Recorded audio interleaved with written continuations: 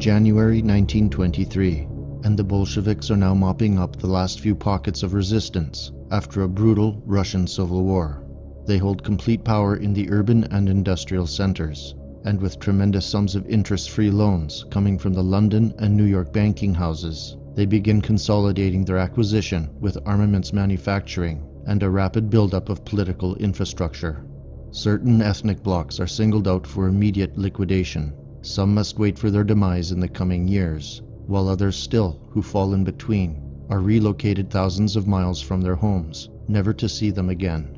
One group in particular, the last of the old Christian holdouts, who refused to follow the state-run orthodoxy of the Patriarch Nikon in 1652, had removed themselves into the dark, secluded forests of the Russian north. They were called the Old Believers, and for 250 years they lived in these vast, remote hinterlands, forgotten by time and history, until the spring of 1923, when machines on wheels, driven by Soviet commissars and Red Army soldiers, entered those unremembered places to begin the greatest genocide in human history. In the lead-up to these events, the Bolshevik regime had made the persecution of religious groups, particularly Russian Orthodox Christians, and the utter destruction of their houses of worship, a priority. This was part of a program under which Lenin demanded the extirpation of all religious and cultural idealism, or what he called militant atheism. Initially, coercive public education and propaganda were tried under the auspices of the VertigoPolitix, or Ministry of Enlightenment. But by 1923, the desired results were simply not being realized, and over the next 5 years, a series of legislative decrees created a system of gulags and industrial killing sectors designed to hold political and religious convicts before their transfer back east or outright execution. Strangely, in stark contrast to these maneuvers, and which must be noted, by the mid-1920s, the Bolsheviks had made peaceful alliances with numerous Islamic delegations in return for their loyalty in the fight against anti-communist factions still operating in the Asiatic regions of the Soviet Union.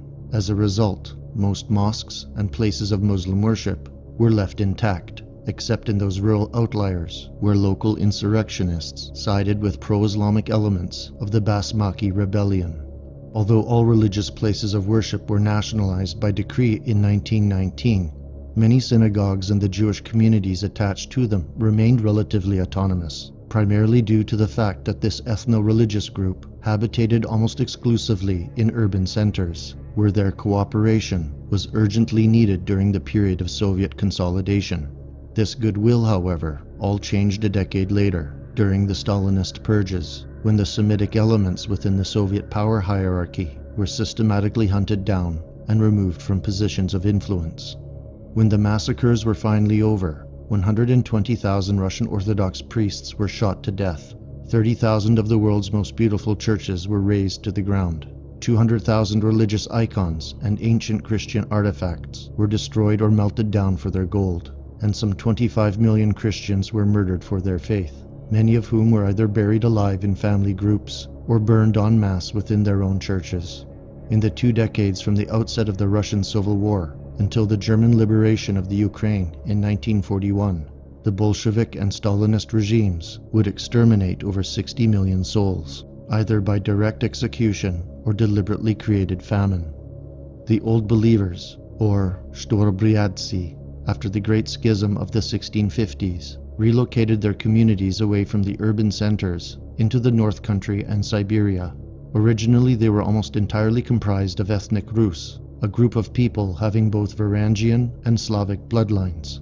Their form of Eastern Orthodox Christianity was likely the earliest in Slavic Europe, having a known history from the 8th century, after the Second Council of Nicaea allowed the veneration of icons, which became a hallmark of the Eastern Church and the inspiration for its artistic achievements.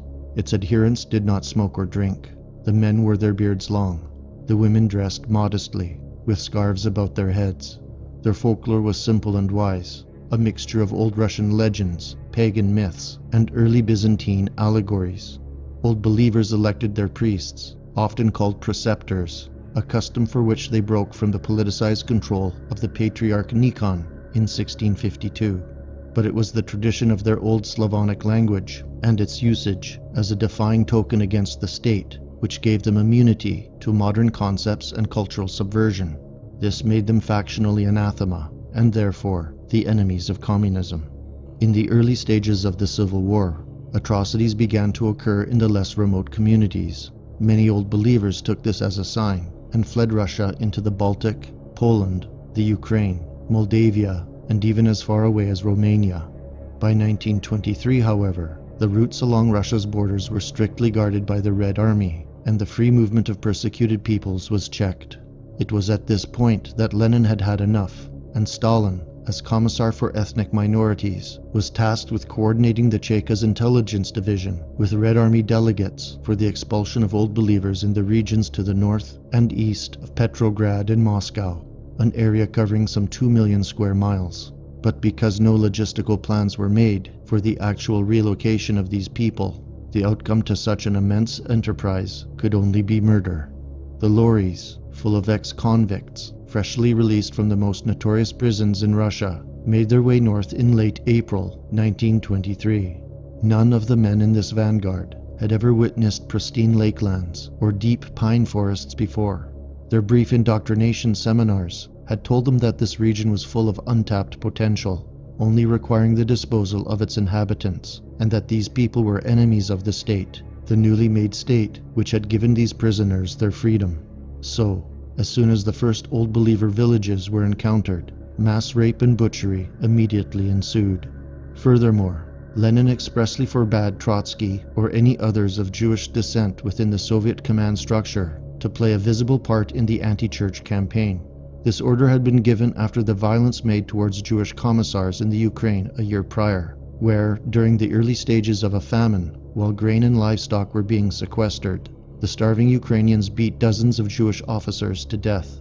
On paper, the instruction made sense, as many of the Old Believers considered the Bolsheviks as a plague brought upon Russia by an act of God, and that Jews were the chosen dispensers of this affliction. However, due to their substantial representation among the officer cadres and commissariat, hundreds of Jews were compelled to take part in the campaign, and the antipathy this would create in the dialogue between church elders and these representatives of the Russian Soviet made certain that talks promptly broke down.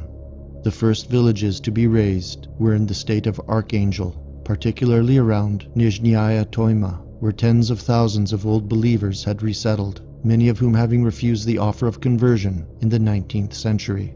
When approached by commissars inquiring about the village, church preceptors, or simply asking for their names, the women would merely turn their backs on the interrogators, while some of the men would step forward and say, "I am Christ." This often infuriated the political examiners, which initially led to savage beatings, but quickly escalated into church burnings and savagery. News quickly spread across the Russian north that a Red Death was rising out of the south. But many Old Believers, having nowhere else to go, remained steadfast, convinced that prayers and faith would protect them. Because communists were considered demonic, church elders and local men would stand on the outskirts of a village, making the sign of the cross, attempting to ward off the evil as it approached. But this act only incensed the more godless among the Bolshevik ranks, and in thousands of cases, the right arms of adult males were hacked off, as a warning to others, never to raise the sign of Christ before a commissar again. This process continued unabated until 1935, and when the spilled blood had long soaked into the earth, some 10 million Old Believers had been slaughtered. The unhappy few who managed to survive, perhaps 100,000 souls, left their ruined, old-world churches behind, and moved their small communities deeper into the hinterlands, losing all touch with modern humanity. Over the past few decades, a renaissance of the old belief has occurred throughout Russia that has spurred on feelings for rural living, a sense of spiritual direction, and burgeoning national pride. And the historical context of these convictions cannot be overstated, for much of the distrust experienced by Russians today towards the socialist, liberal, and globalist policies of Western states is the result of their history, and therefore a part of their national character. Despite the ceaseless, asymmetrical culture war being waged against them by the Western deep states and their satellite organizations, they will never again submit to interference in their social and political affairs. in which a purely Russian moral constitution now resides. And in lieu of these facts, for those of us in the dissident right, Russia and her people, despite their many faults, cannot be overlooked, nor should they, with so many convictions in line with ours, be cast out of mind, when they are, more than any other group, our natural allies.